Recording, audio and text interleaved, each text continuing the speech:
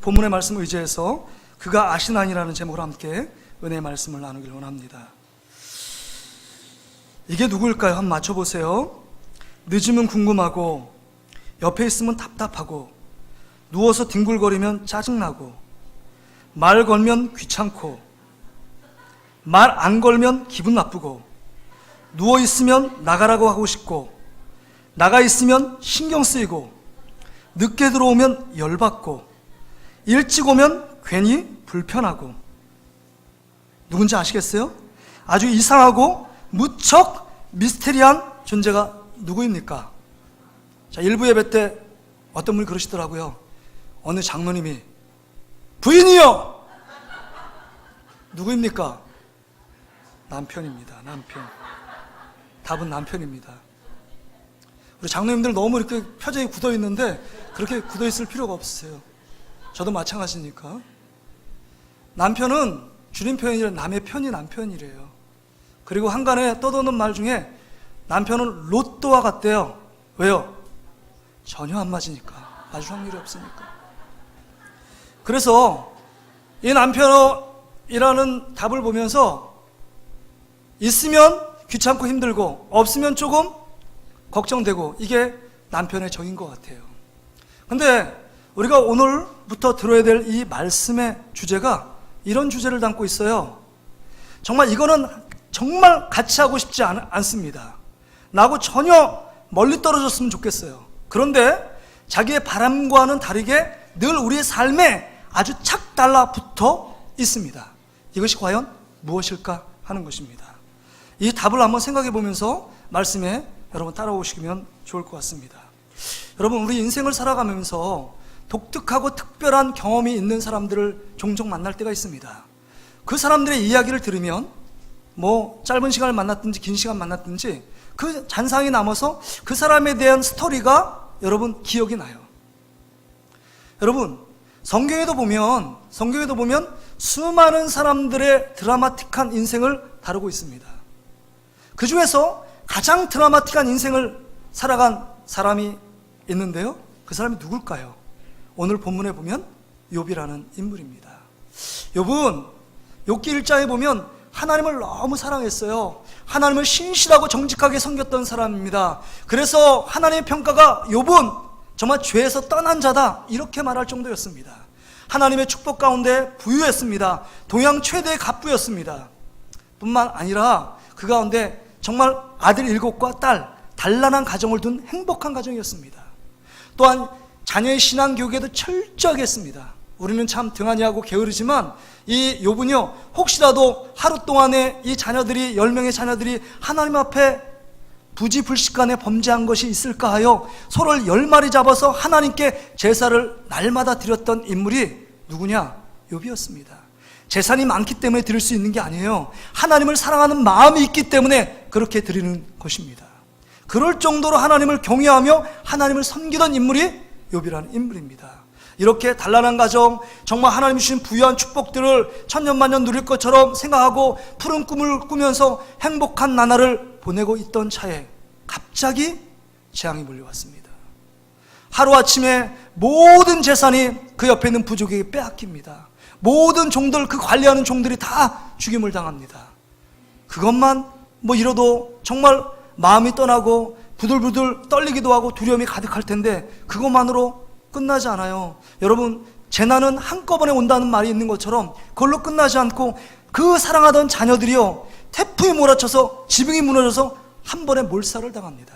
그것도 한 명도 살아있지 않고 10명이 다 죽임을 당해요. 그것만으로 끝납니까? 자기 몸에 악창이 나서 정말 제 위에서 기와장으로 벅벅 긁는 처량하고 비참한 신세로 전락합니다. 이런 상황 누구도 행복하지 않을 겁니다. 누구도 원하지 않는 상황일 겁니다. 그런데 그 상황 가운데 이 절망의 끝자락에서 아내가 딱 와서, 그래 여보, 그래도 내가 있잖아, 함께 우리 정말 작은 일이라도 해서 한번 희망을 품고 살아보지, 이렇게 제안했다면 얼마나 좋았을까요? 근데 믿었던 아내가 그렇게 얘기하지 않고 이렇게 하는 하나님을 저주하고 나가 죽으라고 얘기합니다. 얼마나 비참한 신세예요. 이 고난 앞에서 속수무책 당하고 있는 이 욥의 심정, 여러분, 우리는 그 깊이를 알 수 없지만 여러분 그냥 상상이 되잖아요. 재산 잃고 자녀들 잃고 아내들 저주하고 자기 질병 들고 아무것도 없습니다. 완전히 하루아침에 거지꼴이 된 것입니다. 기댈 둥지 하나 없습니다. 그런 가운데 그래도 친구가 있었어요. 세 친구가 와서 위로 안 납시고 옆에 같이 이렇게 있습니다. 근데 지금 이 욥이 당한 고난을 보니까 위로하는 그 친구가 마음을 들이켜서 이 친구를 비난하고 정죄하고 그 다음에 흠을 잡습니다. 우리말에 이런 옛말이 있잖아요. 때리는 시어미보다 말리는 누가 밉다고요? 시누이가 밉다고. 그냥 가만히 있으면 괜찮은데 친구들이 와서 자기 깐죽깐죽거리면서 이의 마음 아픈 이 마음을 자꾸 건드리는 거예요. 얼마나 괴롭겠습니까? 얼마나 마음이 힘들까요?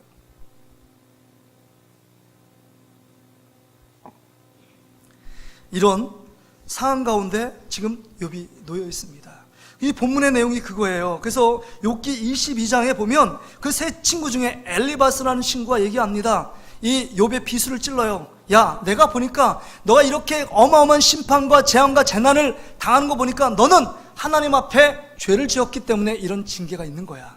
욥기 22장 4절 말씀 한번 보세요. 우리 화면에 보면 우리 성경에 있는 분들 성경 보시고요.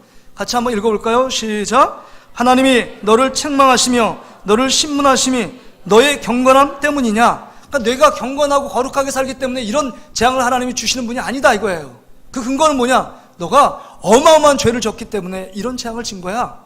재앙을 내린 거야. 이렇게 얘기하고 있습니다. 그래서 5절 말씀 보세요. 5절 같이 읽습니다. 내 악이 크지 아니하냐? 내 죄악이 끝이 없느니라.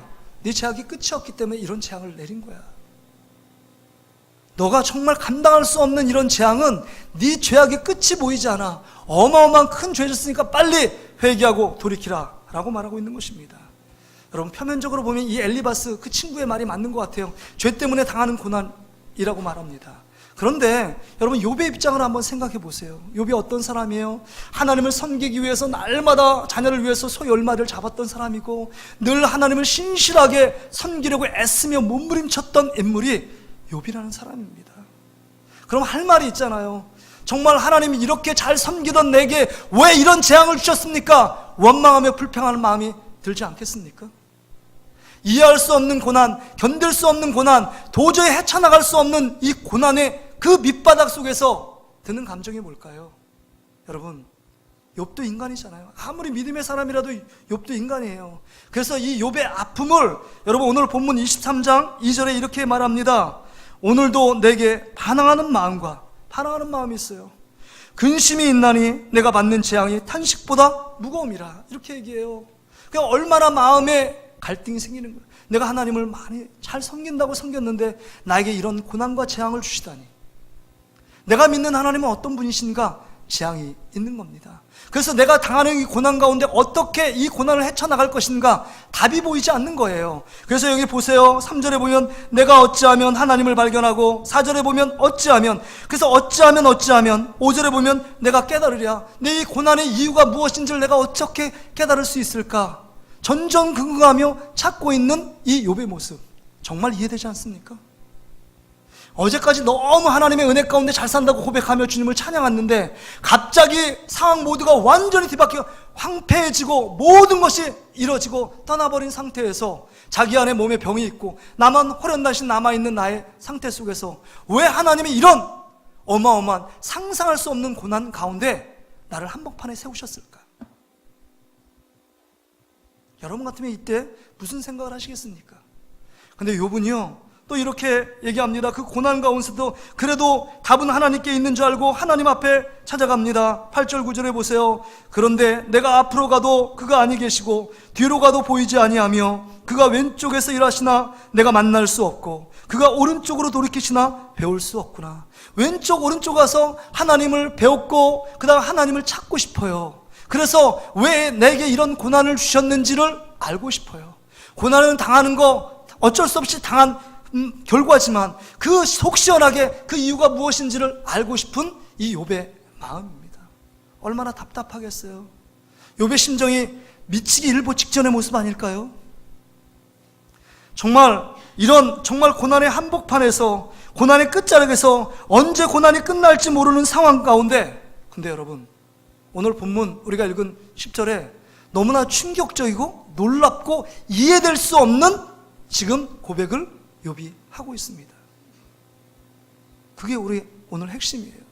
10절에 뭐라고 얘기하시는지 아세요? 10절, 지금 이 고난의 한복판 끝이 안 보입니다. 언제 끝날지 몰라요. 어마어마한 어둠의 터널을 지금 시작하고 있는 이 즈음에 지금 욥이 이렇게 고백합니다. 23장 10절에 그러나 내가 가는 길을 그가 아시나니. 여러분 보세요. 내가 가는 길을 그가 아신대요. 그가 누구입니까? 욥이 얘기하는 그가 누구예요? 하나님이잖아요. 지금 엘리바스가 너가 죄인이다 하고 22장에 얘기했기 때문에 23장의 고난 중에서 지금 23장 10절에 욥이 대답이 뭐냐? 내가 가는 길을 그가 아신대요. 하나님이 알고 계신대요. 어떤 고난을 알고 있는 것입니까? 어떤 상황 가운데 놓여 있는 걸 알고 있어요. 하루아침에 모든 재산 잃어버리고 그 종들 다 죽고 그 다음에 자녀들 다 죽임당하고 그 다음에 자기 몸에 견딜 수 없는 병이 생겨 있고 그 다음에 자기 사랑하는 아내와 그 다음에 친구들도 자기를 저주하고 떠나 있는 이런 상황 하나님이 아신다고요? 아신다면 아무런 조치도 없이 하나님이 계시다고 한다면 그게 내가 믿는 하나님 맞습니까? 내가 그렇게 섬기던 그 하나님 맞아요? 그럼 아신다고 고백할 수 없는 거잖아요. 분명히 하나님이 정말 이 고난적인 상황을 알지 못하거나 아니면 고난을 알아도 방관자처럼 눈을 감고 있는 상황 가운데 있지 않느냐 하는 것입니다. 그렇다면 여러분, 욥의 입장에서 보면 정말 하나님에 대해서 아쉬움이 있고 원망과 불평, 토로를 해도 마땅합니다. 아마 한 트럭을 내둬도 뭔가 욥은 그만큼 하나님을 섬긴 일이 있잖아요. 그런데 이 단어, 나의 가는 길을 그가 아신다는 얘기 안에 그 말 뉘앙스 안에 부정적인 언어가 없어요. 부정적인 말이 아니에요. 긍정의 언어입니다. 무엇을 기대하고 바라는 것처럼 되어 있어요. 여러분 이게 이해됩니까? 지금 고난의 터널을 지나고 있고 언제 끝날지 모르는 정말 평생 동안 지속될지 모르는 이 고난 속에서 지금 욥이 하는 고백이에요. 참 이해가 안 됩니다. 계속해서 이해가 안 되는 말이 나옵니다. 그가 나를 단련하신 후에는, 그가 나를 단련하신대요. 뭘로 단련하십니까? 단련이라는 뜻은요, 쉬운 말로 훈련하다, 그런 뜻이에요. 신앙의 훈련을 하기 위해서 하나님이 주시는 방법이 뭐예요? 모든 소유 다 빼앗고 자녀들 다 죽고 그 다음에 자기 질병 없고 아내 떠나고, 이게 훈련입니까? 이게 신앙의 훈련이라면 받기 원하는 사람이 누가 있을까요? 이 신앙의 훈련에 지원자는 한 명도 없을 겁니다. 누가 지원하겠어요? 누가 그 길을 가겠습니까? 이건 말도 안 됩니다. 그런데 그가 나를 단련하신 후에 이렇게 얘기해요. 이 단어도 부정적인 언어가 아닙니다. 이 고난을 달게 받겠다는 긍정의 언어로 바뀌어 있어요. 여러분 이게 이해가 됩니까? 우리는 작은 고난 앞에서도 원망하고 불평하며 다른 사람은 저렇게 정말 멀쩡하게 행복하게 사는 것 같은데 왜 나에게 이런 고난, 왜 나에게 이런 아픔을 주고, 왜 나에게 이런 질병을 주고, 왜 남이 겪지 않는 고통을 나에게 주시는가? 원망하며 불평하는 우리의 모습 가운데 너무 반대적인 모습 아닙니까? 그러면서 크라이막스를 찍습니다. 이런 단련한 후에, 이런 훈련 이후에 내가 순금같이 되어 나가리라, 이렇게 고백해요. 순금이라는 건 뭡니까? 금이 100%가 아니죠. 순금이라면 진짜 100% 금이 있는지 모르지만 여기 표현은 순금, 100%의 금처럼 나가겠다는 거예요. 이런 놀라운 고난의 터널 이후에 하나님의 무결점 인간, 성숙되고 하나님 바라는 완벽한 인간으로 하나님이 만들어 가심을 믿고 있다고 고백하는 겁니다. 여러분, 참, 욥의 입장을 보세요. 순금, 완벽한 인간이 된 게 무슨 소용이 있습니까? 무슨 의미가 있어요? 모든 걸 잃고 사랑하는 자녀, 아내 다 떠나가고 그 다음에 자기 안에 남은 건 질병밖에 없는데, 여러분 이렇게 돼서 순금같이 돼서 하나님 보시 성숙한 모습 돼서 이게 무슨 가치가 있고 무슨 의미가 있습니까? 여러분 의미가 있다고 생각하십니까? 그렇다면 여러분, 이 말씀을 보면서 이 욥이 하는 말은요, 누가 보아도 그 주변 상황을 비춰보면 억지인 것 같습니다. 억진 것 같고 말도 안 되는 소리를 토해내고 있는 것처럼 보입니다. 그렇다면 왜 욥은 이런 고백을 하고 있는 것인가 하는 것입니다. 이게 설교의 핵심이에요. 왜 이런 고백을 하고 있느냐 하는 것입니다. 욥이 실언을 하고 있는 겁니까? 마음은 없는데 입술은 하나님을 찬양하던 습관이 있어서 그냥 그 신앙의 허영심으로 지금 몇 마디 툭 던지고 그가 가는 길을 내가 아시나니 그가 아시나니 정말 나를 단련한 후에 내가 승문같이 나가리라, 이런 믿음의 고백을 신앙의 허영심으로 내뱉고 있는 겁니까? 아니면 너무 고난이 너무 힘에 겨워 제정신이 아닌 상태에서 몇 마디 던져 놓은 것입니까? 여러분 어떻게 생각하십니까? 여러분 절대 그것은 아닙니다. 욥의 이러한 고백은 여러분 분명한 이유가 있습니다. 분명한 목적을 갖고 지금 욥이 고백하고 있습니다. 어떻게 고백하고 있느냐? 이 고백 안에 욥의 신앙이 담겨져 있다는 겁니다. 다시 말해서 이 욥은 신앙 고백으로 이 지금 10절의 말씀을 고백하고 있는 것입니다. 여러분, 이런 처참한 고난 뒤에, 자기가 당하는 고난 뒤에는 하나님의 비밀이 숨겨져 있다는 믿음을 갖고 이 고난을 받아들이고 있는 것입니다. 이 고난 뒤에, 자기가 당하는 고난 뒤에 하나님의 시간표에, 하나님이 계획하신 시간 후에 반드시 하나님이, 나는 지금은 알지 못하지만 하나님의 비밀이 숨겨져 있고 하나님의 어떤 큰 계획이 숨겨져 있다는 믿음의 관점으로 지금 이 고난을 해석하고 받아들이고 있는 것입니다. 이게 핵심이에요. 그러기에 그가 얘기합니다. 그런 관점으로 내가 가는 길을 그가 아신다고 말합니다. 이 말씀 뭡니까? 쉬운 말로 이거예요. 내가 겪는 이 고난의 시간이 지나면 반드시 나를 위해 준비된 순금의 시간이, 하나님이 나에게 순금의 시간, 그 시간으로 나를 인도해 가신다, 이런 믿음의 고백으로 지금 욥이 하고 있다는 겁니다. 여러분 이걸 어떻게 할까요? 아니 목사님 이거 왜 이렇게 주관적으로 해석합니까? 아니에요. 이게 왜 이런 믿음의 고백, 정말 고난 뒤에 하나님의 비밀이 숨겨져 있다는 믿음으로 바라보고 이렇게 고백하고, 정말 고백할 수 없고 도저히 받아들일 수 없고 도저히 용납할 수 없는 상황 가운데 믿음을 작동시켜 이런 고백을 하고 있는가? 여러분 보세요. 이런 믿음이 있었기 때문에 욥의 반응을 보세요. 11절 보세요. 11절. 내 말이 그의 걸음을 바로 따랐으며 내가 그의 길을 지켜 치우치지 아니하였고, 고난의 그 길에 그냥 묵묵히 서 있다는 겁니다. 어떤 사람이 고난에 오면 그 고난을 피하려고 합니다. 고난을 싫어합니다. 고난을 떠나려고 합니다. 그런데 지금 이 욥은 고난의 그 길 가운데 묵묵히 서 있겠다는 겁니다. 이 고난 앞에서도 나의 믿음은 흔들리지 않고 하나님만을 바라보겠다는 거 아닙니까? 고난이 와도 내가 이해될 수 없고 정말 도저히 감당할 수 없을지라도 이 고난의 그 길 앞에 내가 굳게 서서 흔들리지 않겠다는 겁니다. 왜요? 고난 뒤에는 반드시 나는 알지 못하지만 하나님의 비밀한 계획, 비밀한 축복이 숨겨져 있다는 믿음이 있었기 때문에, 그 믿음의 힘 때문에 견딜 수 있었다는 겁니다.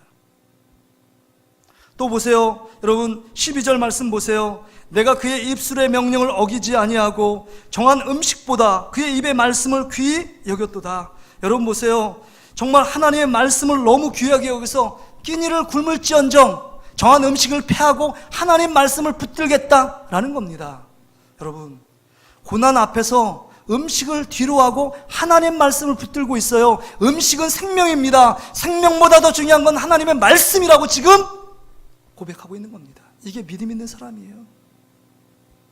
믿음이 있기 때문에 고백하는 겁니다. 고난 앞에서 정신을 똑바로 차리고 믿음으로 고백하고 있는 것입니다. 제가 12절 말씀 읽다가 이렇게 생각이 났어요. 여러분 드라마에서 스카이 캐슬에서 김서영이 그 염정한테 이런 얘기합니다.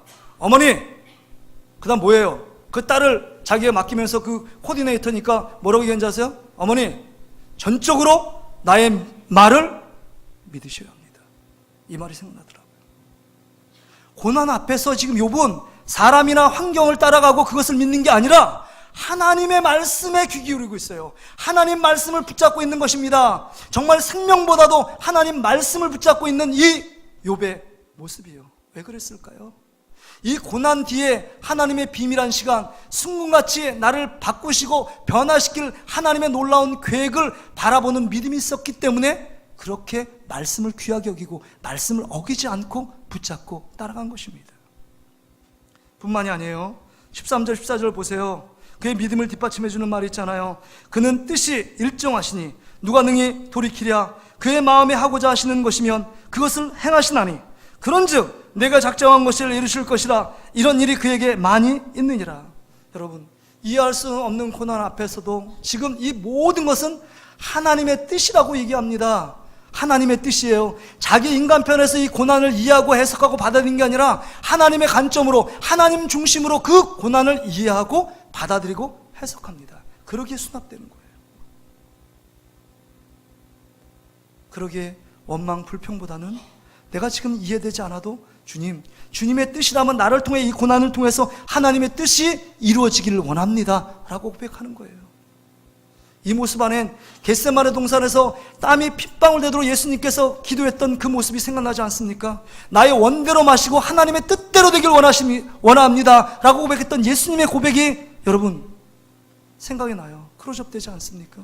그 고난의 한복판에서 언제 고난이 끝날지 모르는 그 상황 속에서 주님의 뜻을 구하고 있는 것입니다.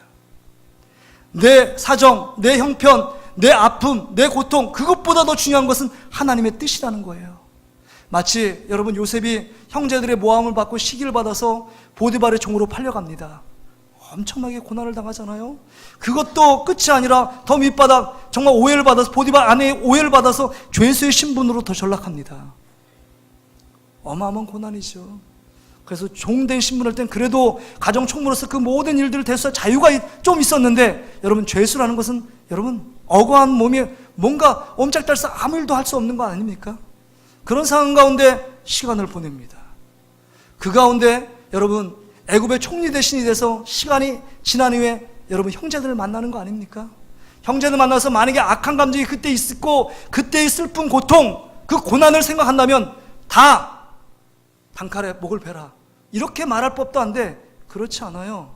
형들이 이젠 자기 동생 요셉인 걸 깨닫고 막 절을 하며 울지 않아요? 용서해달라고? 근데 요셉이 얘기합니다. 당신들 이것 때문에 고통받거나 그것 때문에 두려워하지 말라고. 나는 당신을 헤아릴 마음이 하나도 없다고. 당신의 자녀들과 당신의 모든 가정의 형편을 내가 책임질 거라고. 당신이 하신 일들은 하나님이 나를 애굽에 정말 총리 대신으로 세우려고는 정말 이스라엘 민족의 기반을 다지기 위한, 생명을 살리기 위한 하나님의 뜻이었다. 하나님의 뜻이었다라고 그 고난을 해석하고 있습니다. 여러분, 내가 당하는 고난을 나의 관점으로 보면 원망과 불평밖에 안 나요. 왜 나에게만 이런 고난이야? 왜 나에게 이런 힘든 상황을 하나님이 허락하셔? 이건 말도 안 돼. 내가 이렇게 믿음 생활 잘하려고 노력했는데 저 믿음 생활 빈둥빈둥거리는 그 사람하고는 난 상대도 안 되는데 왜 나에게 이런 고난을 줘? 남들하고 늘 비교하면서 내 마음에 서운함과 원망과 불평이 끊임없이 나옵니다. 그러나 욥은요, 자신의 상황을 자신이 해석하지 않아요. 하나님 중심으로 해석합니다. 주님이 나에게 원하신 뜻이 무엇인가를 바라보고 이 고난 뒤편에 있는 하나님의 비밀한 계획과 축복을 바라보는 믿음으로 바라보고 있는 것입니다.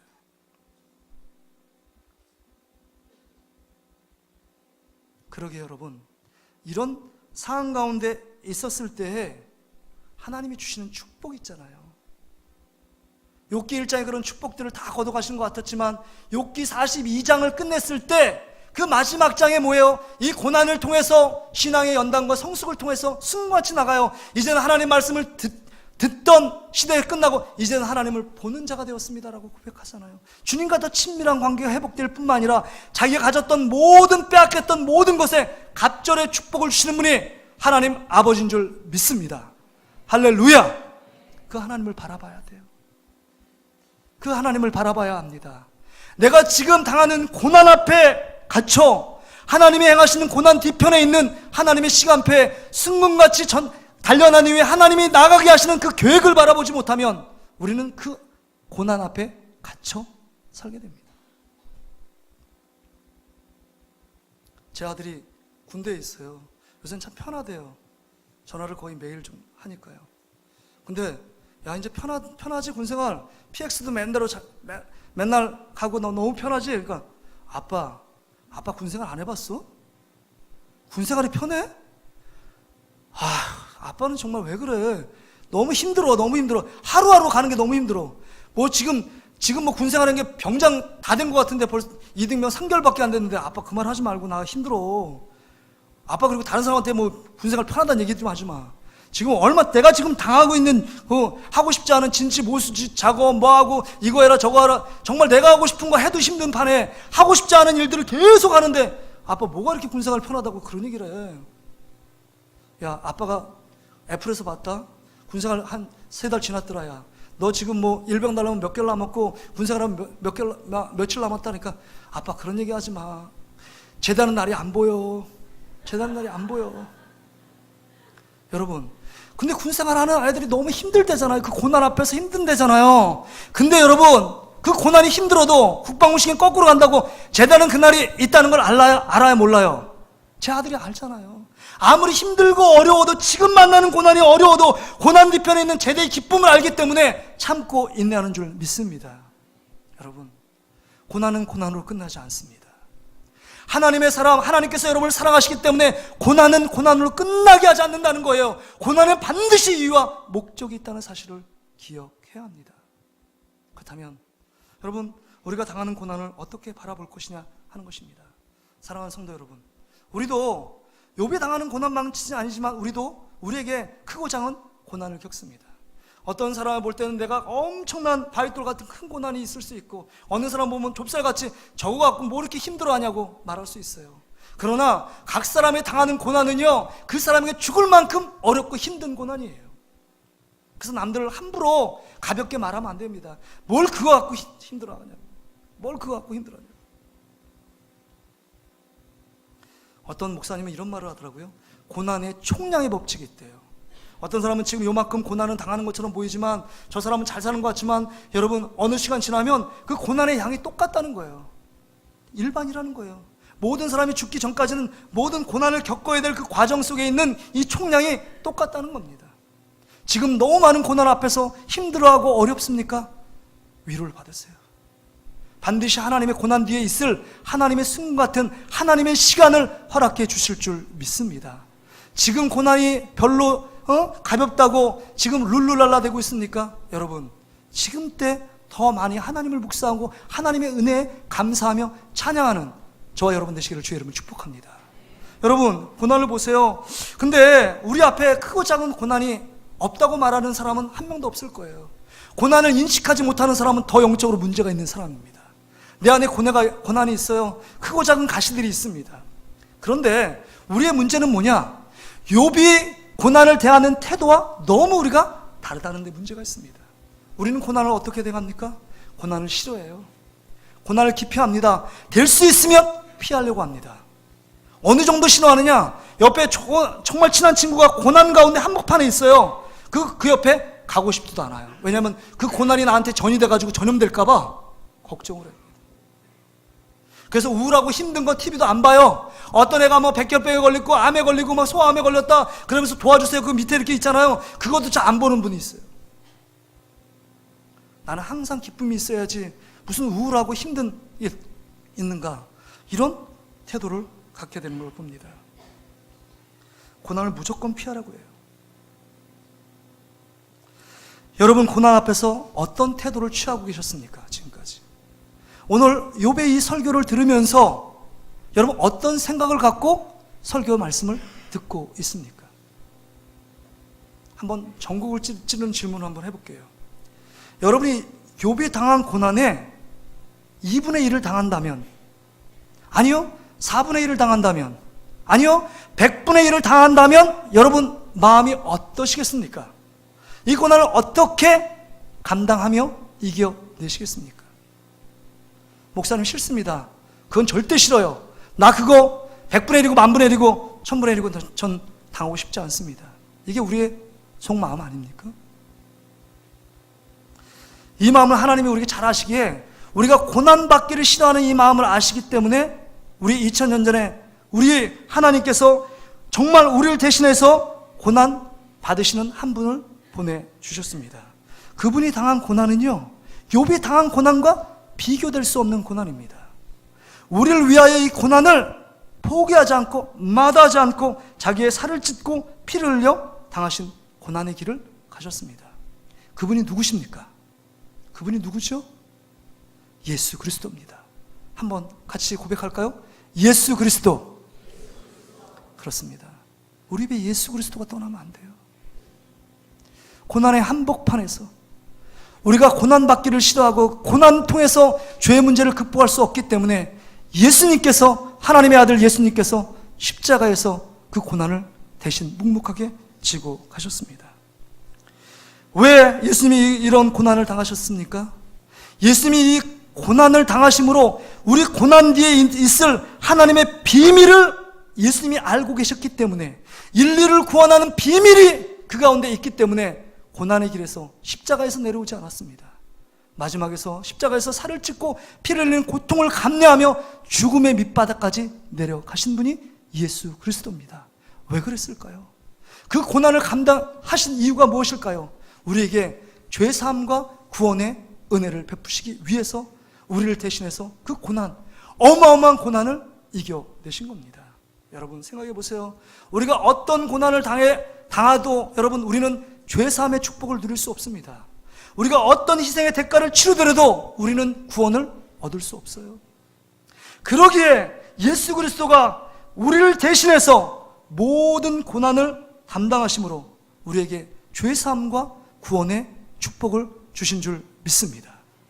그렇다면 여러분, 이 사실을 알고 믿는 저와 여러분이라면, 이러면 제 이후의 삶을 우리가 어떻게 살 것인가 하는 것입니다.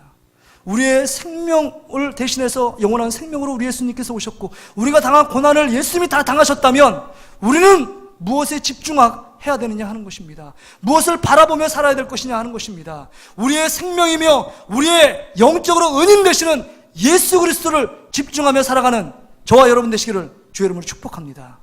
이제는 다시 보세요. 이 말씀을 적용하면 여러분 예수 그리스도를 바라보고 이 예수님이 고난 뒤에 그 부활의 영광스러움, 우리의 죄사함과 구원의 은총을 주기 위해 그 고난의 길을 묵묵히 걸어가셨다면 그 주님을 바라보는 우리들이 어떤 믿음으로 살아야 될까요?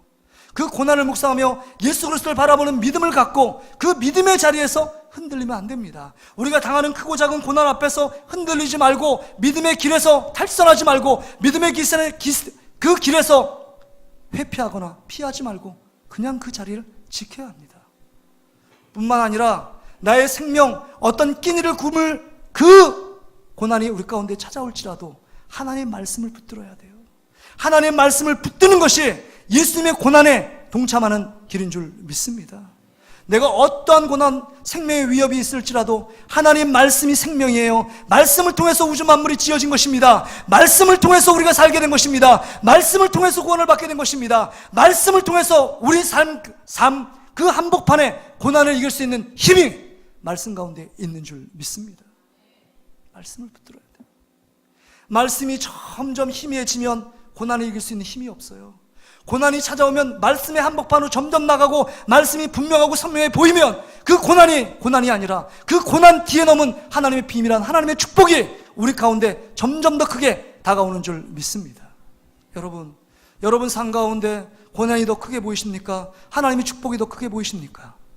하나님의 얼굴이 더 크게 보이는 하나님의 놀라운 축복이 여러분 삶 가운데 넘치시기를 주의 이름으로 축복합니다. 여러분 우리 삶을 통해서 정말 이해할 수 없는 고난, 왜 나에게 이런 고난, 나에게 이런 질병, 나에게 이런 고통이 찾아올까?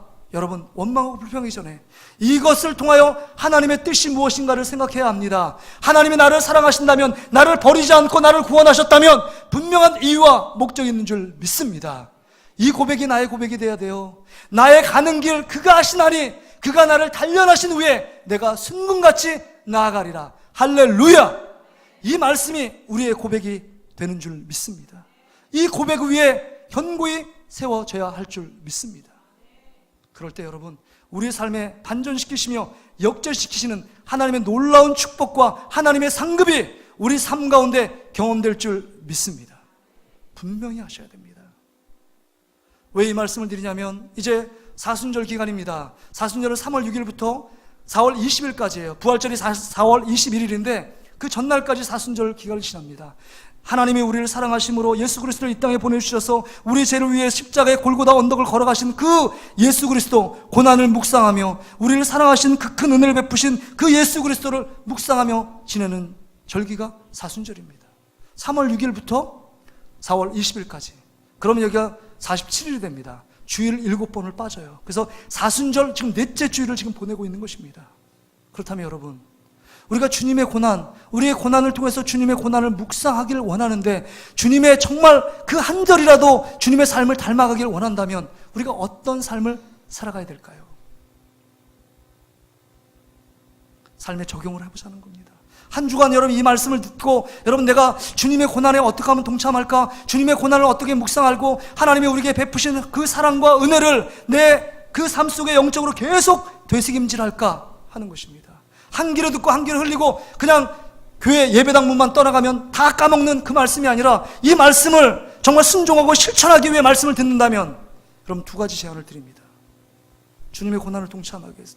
첫째는요, 지금부터 내일은 4월 1일, 그 다음에 부활절이 21일, 한 20일 남았습니다. 여러분 마가복음 16장까지인데 복음서로 한번 써보세요. 여러분 듣고 읽는 거하고 전혀 차원이 다릅니다. 써보지 않는 사람이 쓰면서 예수님께서 걸어가신 믿음의 발자취, 그 십자가의 길을 따라가 보는 겁니다. 내 삶을 한번 보는 겁니다. 정말 여러분 직장에서 피곤하지만 저녁에 와서 말씀을 써보는 겁니다. 1장부터 시작해서 16장까지 마가복음에 예수님의 고난에 대해 초점을 맞추고 있어요. 그래서 많은 내용들이 그 안에 담겨져 있습니다. 예수님이 걸어가신 왜 그 길을 걸어가셨는가? 왜 나를 대신해서 그 고난을 몸소 당하셔야만 했는가? 이 사실이 거기에 정말 사랑의 언어로 빼곡하게 담겨져 있습니다. 말씀을 써보세요. 결단해보세요. 어떤 분은 여러분 필사성경을 계속해서 써서 어떤 우리 집사님은 정말 성경 반을 쓰셨다 뭐 이게 연초부터 시작. 두 번째는요, 주님의 진짜 직접적인 피부하다는 고난을 그 동참하고 우리가 경험하기 원한다면 이 부활절날 한 명을 데려오도록 작정하며 지금 기도하는 겁니다. 그 영혼들을 향하여 복음을 전하는 겁니다. 그 영혼들이 복음을 전할 때 그들이 거절할 수 있어요. 매몰차게 막 박대할 수도 있습니다. 친한 친구인데 왜 그 말해? 너 왜 갑자기 왜 변했어? 그러면 전에 하지도 않았잖아. 속으로만 얘기하세요. 목사님 말씀 듣고 내가 깨달았어. 예수님의 그 묵상을 깨닫고 내가 당신을 사랑하기 때문에 친구 되신 당신, 부모님 되는 우리 자녀 되는 너를 사랑하기 때문에 내가 견딜 수 없어. 내가 복음을 전하는 거야. 거기에 호락호락하지 않고 반응이 긍정적으로 오지도 않을 수 있습니다. 부정적인 반응일 수도 있어요. 냉대가 찾아올 수 있습니다. 참고 인내하세요. 웃으면서 또 기도하고 뒤로 물렀다가 다시 빠지고 여러분 밀당을 잘 하면서 한 영혼 한 영혼을 정말 21일 날 데려올 수 있는 것, 이게 주님의 고난에 참여하는 그 우리의 삶의 모습입니다. 여러분 이 사순절 절기를 보내면서 여러분에게 당한 고난을 통해서 고난 뒤편에 있는 하나님의 비밀한 하나님의 축복들을 바라보는 눈이, 영적인 눈이 개안되어지는 하나님의 축복이 여러분 삶 가운데 넘치기를 주의 이름으로 축복합니다. 우리 같이 한번 이 찬양 부르신 후에 같이 한번 기도하기를 원합니다. 이